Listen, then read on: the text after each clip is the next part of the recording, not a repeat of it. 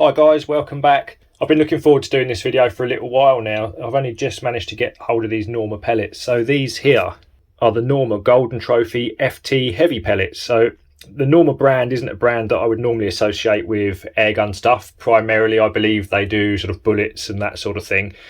Now, maybe it's a masterstroke by Ruag and the RWS group of companies, potentially bringing some people from the firearms world maybe over into airguns. It'd certainly be a brand that they would be more familiar with than I would. Now, it's a very brave move marketing these as an FT pellet. Air Arms Diablo Fields and the JSB derivatives, the Exact, these are pretty much the two most popular FT pellets throughout most of Europe. Now, that's not just made up rubbish. You can go online, you can check all the gear that was used in all of the major competitions, and pretty much these are the two most popular ones, which are, as we know, well-made, consistent pellets. So it's certainly going to be a big ask to get these RWS made pellets up to that same sort of standard. So what we're going to do, I'm going to test these. I can't run them out to 55 yards, which really is the benchmark for FT shooting. The goat will end up being a pain in the backside. I can do 45 and keep the goat out, so we'll have to do 45. However, I've devised a reasonably good test with these. First off, we're going to use the Anschutz 9015, which is very much an FT gun. I'm going to try it with the unknown spec barrel first. Now, depending on how it pans out and how accurate these prove to be, if I don't get any acceptable groups with the unknown barrel, then I will either swap over to the Anschutz barrel and then potentially also will try the CZ barrel as well to cover all avenues there. What I'm going to do next, I'm going to weigh out some of these. I'm just going to tip half of these out and I'm just going to break them down by weight. So I want to give myself maybe 25 or 30 pellets of the same weight, and I'll set these aside for later. So all of the initial testing will be done out of the tin. We'll start at 25 yards, we'll just establish a zero, make sure we're on the cards, and then run them out to 45. And once we've done that, what we'll do is bring in the weighed pellets, and then we should hopefully see that with a bit of weighing and sorting that we can potentially close up them groups even further. I'll spare you the boredom of weighing these out, but what I will do is break them down and I'll be able to show you what sort of weight variation we've got through a tin. So I'll do that now off camera and I'll come back to you and then we'll get up the farm. Hopefully these live up to their name for field target competition, small game, plinking and high powered guns. Obviously I'm running these through an FT gun at sub 12. So I'm really hoping that these are going to work. I'm quite a fan of all of the RWS made pellets, as you may have seen from the other videos. So hopefully, given that these are around £10 a tin, they may give some of the known brands a run for their money. Right, so that's mind-numbingly boring. However, that's quite surprising. They're quite consistent in weight. So they're quoted at 9.1 grains, the majority, so I've got 20 here now. I just tipped a small amount out of the tub. 9.16 grains seems to be the more common weight. We've got 7 there that actually weigh 9.1 grains. The lowest weight of the lot is 9.08 and the heaviest was 9.26, and there's only one of those, so that's, what's that, 0.18 grains difference between the lightest and the heaviest, so certainly won't make a huge difference downrange in theory. Right, so these 9.16 grain pellets, I'm going to keep these separate now, pop them in a separate tub for the end of the test. Once we've worked out what barrel they like, then we'll test these ones and see if we get a smaller group with weighed ones over, just to randomers out the tin. Right, we're at 25 yards at the moment. I'm back on the Anschutz barrel, so underneath the shroud is the standard factory Anschutz barrel. I pulled the barrel through and I've just shot a zeroing card just to bring it back to zero. Now the groups that we've got so far have been fairly good. The first few were a little bit wayward until I'd got sort of 10, 15 through it. The groups then started to tighten up a little bit, as you would expect after a barrel clean. So I think we're ready now. I'll run 10 through. I've got just a standard crosshair target down at the end there at the moment. We'll put them in the top of the card and then we'll run that out to 45. Right, let's go. They've got a lovely clean feel to them, these pellets. But with the ones I've shot already, I'd noticed that I was getting some little fine flakes of lead on my finger, on my thumb should I say, where I've been thumbing them into the barrel, so they might well benefit from a wash possibly. Okay, so that's gone straight down the centre line of the crosshair that's drawn on the card. Hopefully they'll all stay like that. I have noticed that they don't all load quite as freely into the barrel. In fact, one of them felt really quite loose in the barrel, so maybe down the line I'll have to do a little bit of sorting by size as well as weight, but we'll see how they go out the tin at the moment. Right, well that's looking promising. The two of those have gone through pretty much the same hole. You see that one didn't feel quite as smooth to load as the others. Remember, I'm not aiming off. I'm just eyeing up my crosshairs of the scope to the crosshairs on the target. and then we can see what the wind's doing and see what the pellet deviates from where we expect it to be. Definitely got a few little flakes on my thumb of lead though. Might grab a picture of that in a minute. That one went a little bit to the left, but still not a massive deviation. You've probably noticed I forgot my mat today, but luckily I've got a load of scraps of carpet up here, so it's nice and comfy still. That one felt decidedly tight in the barrel. Right, last one. So that's the 10. We've got a nice tight little group down there. Hopefully this one stays where it should do. Definitely quite a lot of lead shavings though on the old thumb. Right, let's run you down there quick.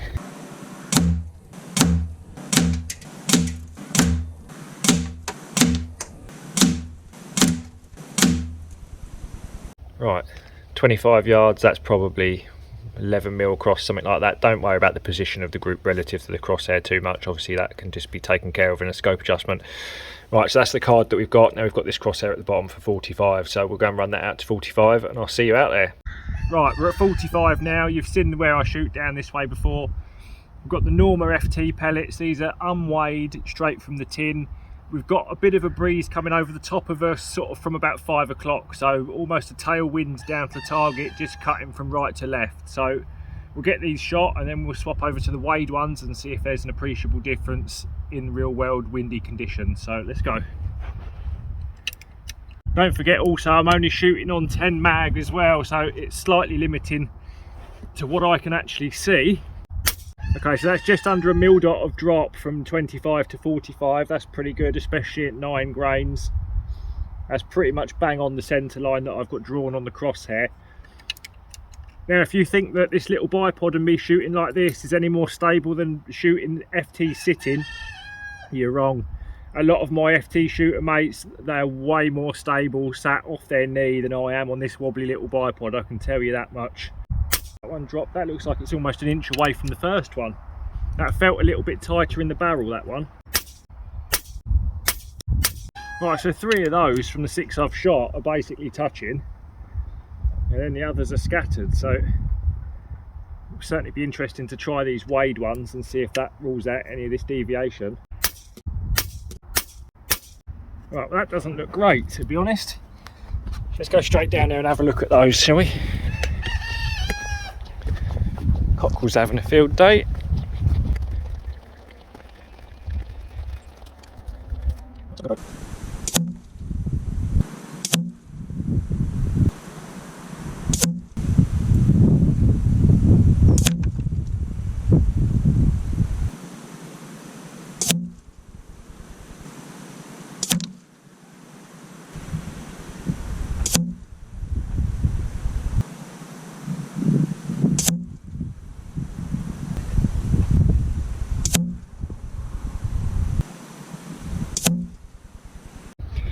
That's probably 12 mil at 25.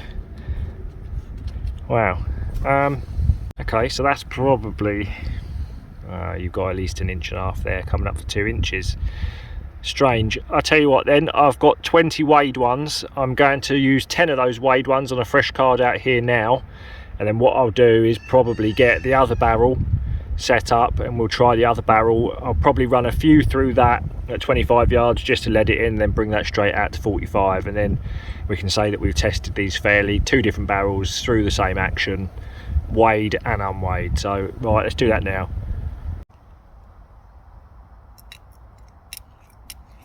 Right, so these are the 9.16 grain ones that I weighed out this morning. I've got 10 of those here. Hopefully ruling out any of that deviation in weight will mean that we can tighten these groups up a little bit, all being well. I'll make a note of how consistent they feel loading in the barrel as well, so hopefully now we've got them all of the same weight, they should all be the same size, if we're lucky. Right, so that went low and right, as you'd expect with the wind as it is now. See if this one goes anywhere near it. That's fairly close to it. It looks like there's probably 2 pellet widths between them. And remember, I'm not aiming off, so we're not making any allowances for the wind. And that one felt a bit tighter loading.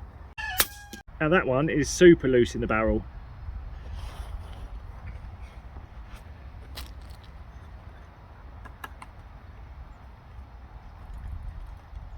Right, there you go. That one just shook out. And on these, you're loading pretty much directly into the rifling. This one's actually got quite a lot of lead flashing around it. Look at that. I doubt you'll see that. I'll put it on the scope. Oh, it's gone. So although this was a weighed one, that big bit of flashing escaped my eye. It was pressed quite tight against the side of it. That one looks crap. Right, we'll shoot it anyway. I mean, if you were weighing and sorting your pellets, that definitely wouldn't get shot. But look, that's completely... that's way undersized. That's about 2 inches to the left, and that's gone up so high that it's almost on the 25-yard 0 point. Okay, so that one's quite a wedge in there. And that's gone through the same hole as the second 3 of that other lot. Okay, the wind had picked up slightly and that took it just a smidgen to the right, but we've almost got 2 little groups there. Well, you can certainly see that by weighing them that they're all landing on that same elevation line. That's definitely ruled out a lot of the elevation change, but you would definitely have to be giving these a really good sorting. Right, last one. Well, that was surprising. I'll take you down there. That's quite interesting, really.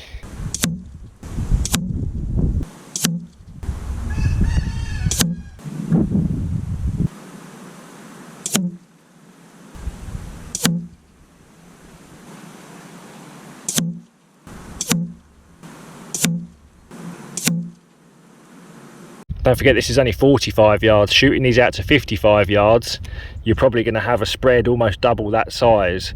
Things get exponentially larger as you get past 45. 55 really is a challenge, so that's no good at all, but not too bad, fairly promising. I think the thing to do now then, I'm going to swap over to the other barrel. I'll run a few through at 25 yards and then we'll bring straight back out with these other 10 weighed ones out here. So let's do that now.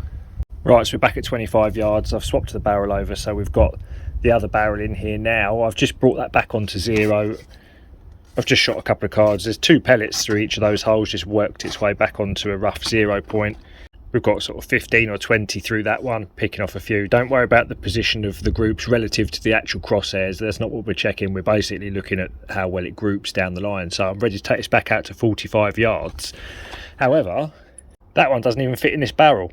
I couldn't even get the head actually loaded into that rifling. So we've had one that's massively undersized and this one's quite oversized. I'm going to keep this one separate and I'll weigh it when I get back. Right, I'm heading out to 45 then with the second barrel.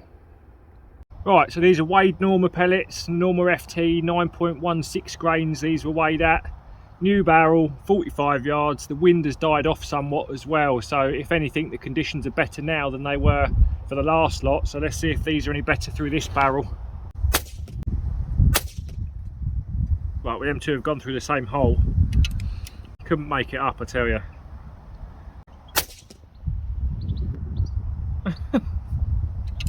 Right, so at 45 yards, the 3 of those through this barrel are touching each other. So at the moment, the 9015 is one of the most popular FT guns. And this barrel is not something you would normally see on an FT rifle, that's for sure, yet it's shooting these pretty well. Oh, that one did drift a bit more to the right, but you can probably see that wind has picked up quite a lot at the moment. Got a little bit of a broad spread there, which is to be expected with the wind drift. Right, so when that wind dies off, these are pretty good. That one went up a bit higher. It's unusual. Right, that's the last one going through now. Right, I'll run you down there.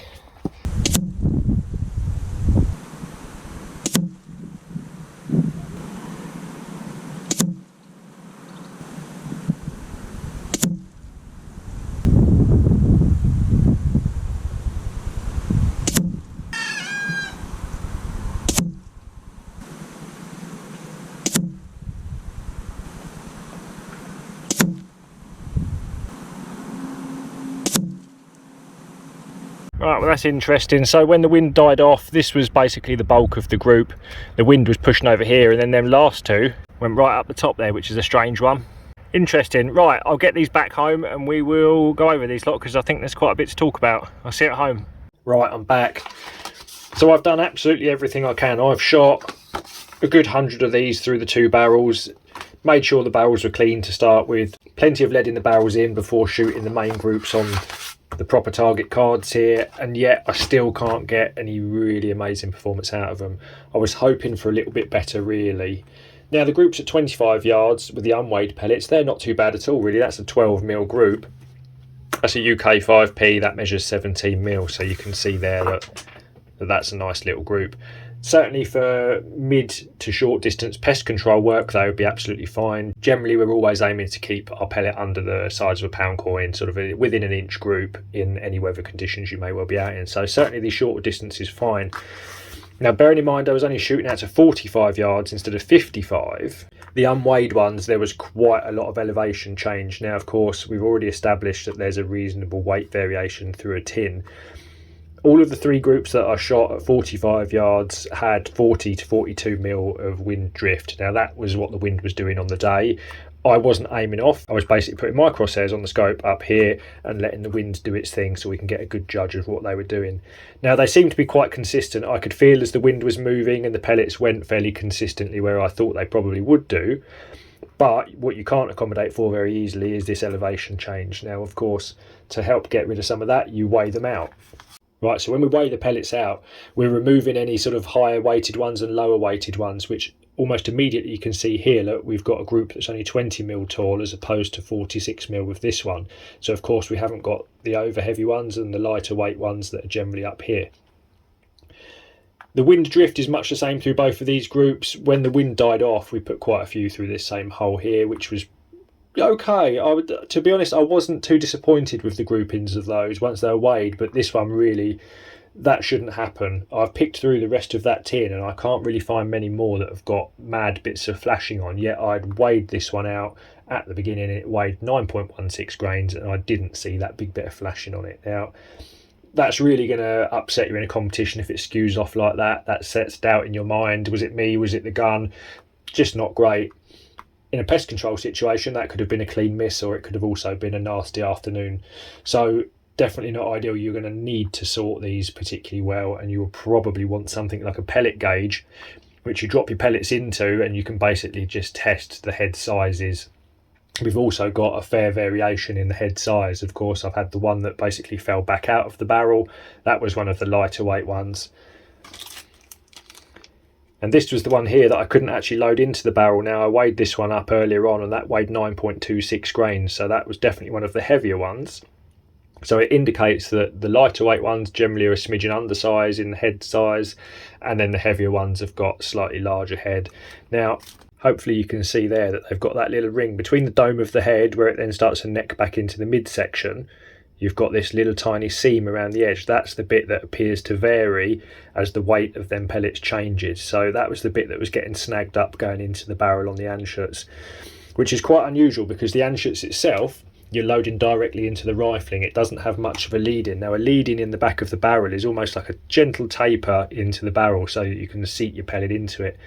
But the way that the 9015s load, you're basically thumbing directly to rifling. So to get one that won't go in and one that falls back out, I've never seen that before at all from any brands of pellets. So these normal ones are certainly going to need a bit of sorting, and they're definitely going to need weighing before you consider using these in competition.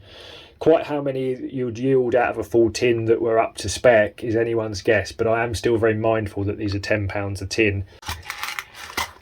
Whereas your JSBs and the derivatives that they make, these are more like £15 to £16 a tin nowadays. So of course these are certainly more expensive, but they certainly still have that edge. And shooting these out to 55 yards, I would expect that these would, and any of the JSB made ones, would group quite a bit better than what these normal ones will do, unfortunately. I'm a big fan of all of the RWS brands of pellets. So obviously you've got these normal ones, we've got the RWS like the Super Domes and the Super Fields. I quite like those, especially for sort of mid-range work. They're affordable and they're generally of reasonable quality. I certainly don't think for the moment we're going to see any of the top FT shooters using these just yet. So I'll be sure to let you know if I find something that shoots them well down the line. At the moment the results were fairly mediocre, not bad, not great. For a mid-range pellet, probably acceptable if I'm honest, but certainly when you're looking at high-end field target competition, you need to do better than that. So this was the other barrel. This was with weighed pellets, and it actually shot a group that was only marginally better than the unweighed ones in the 9015. They certainly shoot better through the Anschutz barrel than this barrel. However, this has got a slightly different twist rate and various other things, but we will talk about this down the line. So it just goes to show that what works in one barrel won't necessarily work in another, and that really is the key to all of this pellet testing. Just because these don't work in my barrels, it doesn't necessarily mean they won't work in yours. I would certainly be inclined to give these a test. However, the main thing is you're really going to want to sort some of these. You're definitely going to need to make sure that you've got some scales and something like a pellet gauge, as I've said, so you can sort them by head size as well. Whether sizing them will be any better, when there's already a variation in size of the pellet head and skirt size, sizing them can actually just make them even more inconsistent. So generally best just to sort them. Anyhow, so the results that we've got, not amazing. Certainly I can't see that they're going to be pushing any of the other major brands as FT pellets down the line, but I think that'll do it for this one, guys. I will catch you in the next one.